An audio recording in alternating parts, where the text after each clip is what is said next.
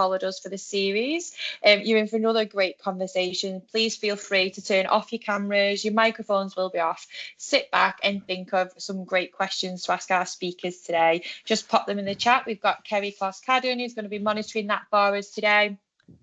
I'm now going to start recording our 10 minutes. We're going to finish after recording to then give you some safe space to answer questions for a little bit more of an open conversation. So I'm really excited to introduce two speakers today, double trouble. We've got Carla, who's a social prescriber with Syntel in South PCN, and also a health psychologist, as if that one job isn't enough, in training. She's passionate about using behaviour change techniques, health psychology to improve patients' wellbeing, a really strong focus on that educational based approach to pain management. And Ruth is a first contact physiotherapist with 25 years of experience. That's phenomenal, including the last 4 in primary care. And Ruth works extensively with patients experiencing that persistent pain and has helped shape lots of innovation and innovative ways to support them through physiotherapy and education. So Ruth and Carla, welcome, huge welcome, and thank you for being with us here today. Let's get started. So Ruth, I'm going to come to you first. From your perspective, how has the way that we deal with pain changed in the last few years? So I think the main thing is that we're moving away from a medical model of pain to more of a biopsychosocial approach, particularly for persistent musculoskeletal pain. So just to define what that is as well, it's like pain that's lasted longer than 3 months. So there's a lot more research now, pain science, the work of Professor Lorimer Moseley, David Butler, amongst others, has enhanced our view of pain and changed the emphasis from a very sort of structural approach to saying, you know, this disc is what the problem is, or, you know, this sort of joint's what the problem is, to more enhancing our understanding of the brain and nervous system and how that can be influenced by different things within our health and lifestyle. So things like hormones, inflammation, our mental health is a big area with that, and how these things also have a knock-on effect on how we process pain. And that's what we've tried to sort of present in our pain education group. Yeah, so what I'm getting, so it's not just that the knee pain is a problem. There's this whole other system then of things that could be affecting that, like you say, your hormones, or you know, and mental health as well being a huge factor of that. So I'm guessing that there's more to look at than just that physical joint. Definitely, yeah. So Carla, where do you think the biggest gaps are still in how we treat or even talk about pain? Yeah, I think the biggest gap sort of lies with around knowledge and specifically like educating the patient, giving them the power to manage their own pain, enable them to meet their own individual needs rather than like a one-way-fits-all situation. So this is the approach, like Ruth said, that we have taken with our own pain management intervention, all around that sort of educational approach. So we delivered this to patients within our PCM. So it was me and Ruth and one of our pharmacists, Jog, who's also in our PCM. He was great because he was able to provide information and education to patients on all of the different types of pain medication and like the positive side effects, but also like the long-term side effects as well. So following the intervention, this enabled the patients to make their own informed decisions on how they would like to manage their own pain moving forward, following that education that they had received. So making sure that they are empowered with their knowledge first before then they can go on to make a decision. Could you give me just a small example of what that conversation might look like? I know that's not something we've talked about, but what kind of questions would you ask them? So based on like a one-to-one or like in the actual like intervention? A one-to-one. Yeah, so I suppose it would depend sort of like, so from mine and Ruth's perspective might be a bit different in that way, but Ruth would sort of focus on it from like a perspective of like the medical side of like the physio side of things. But for me, it's more about sort of seeing what, a lot of the time they're going to focus on what they can't do, and as sort of try to look for alternatives to things that they can do. And mine will be a lot of like sort of non-medical based things. So it could be you know, that they want to go to like sort of some sort of social group or a walking group, and they want to look at alternative ways to like exercise, them types of things. But yeah, with the pain management intervention, we separated it each week into different things. So we looked at like mental health, we looked at like nutrition, we looked at sort of the nervous system, and sort of combine everything together. So interesting.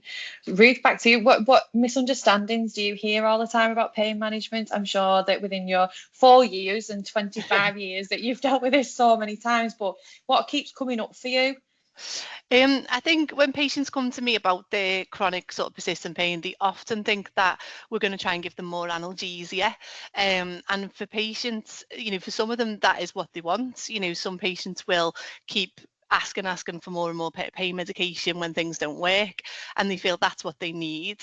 But for others, they actually feel that that is sort of a bit of a fob off, like we just throw more pain relief at the problem without getting to the root cause of the problem.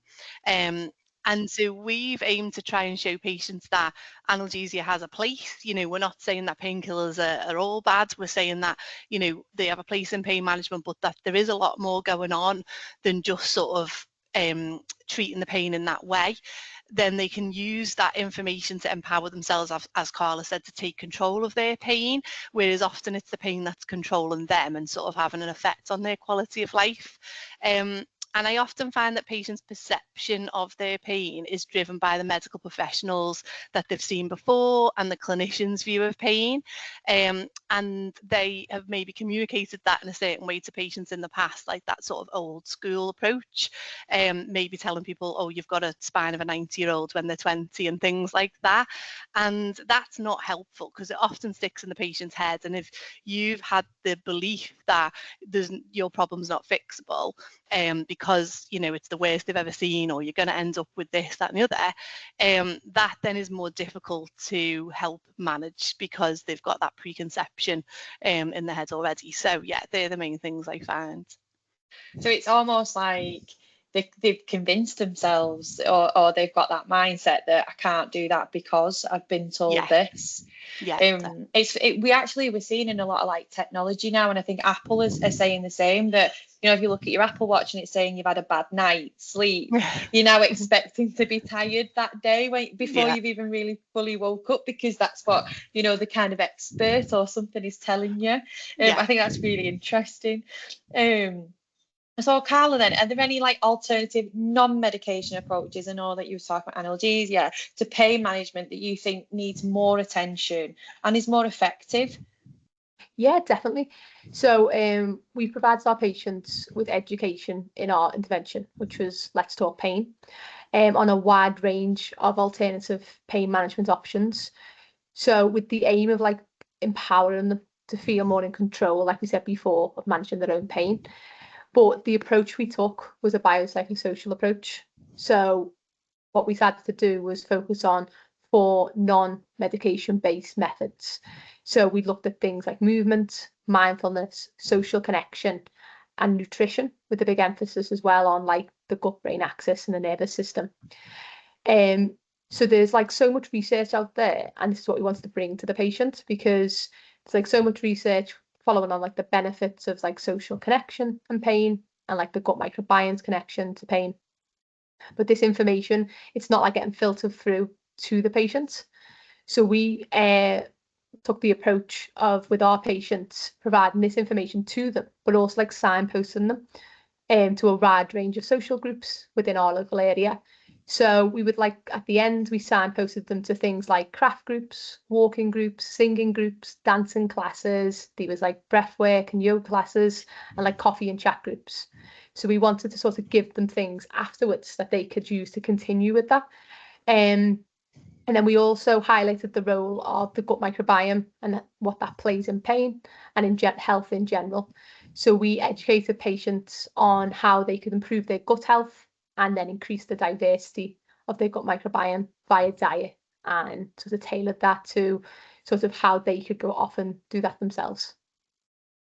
I'm so interested, and far more today than I've ever had a conversation about my own pain about any of this, before. And like you say, packed with science. I don't know if you can believe it, but that's our 10 minutes up now. But we're going to move to our non-recorded part of the session where people have got, I'm sure, loads of questions to ask, because this just sounds like such a holistic thing that we need to be really aware of in little different parts of people's life to really help them with pain. So we're going to stop recording there, and I have got